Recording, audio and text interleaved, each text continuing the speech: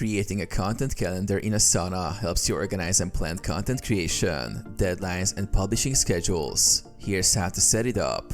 Create a new project. Start by creating a new project in Asana and name it something like Content Calendar or Content Planning. Choose the board layout for visual organization or list if you prefer a more detailed, list-based approach. Add columns or sections. If using the board layout, create columns for different stages of content such as idea, in progress, draft, scheduled, published. If using this list layout, organize tasks into sections based on weeks or months. Add tasks. Each task represents a piece of content. Include details like content topic, assigned team member, and description. Set due dates. Set due dates for each content task based on the publishing schedule. You can also set recurring tasks for regularly scheduled content. Use custom fields.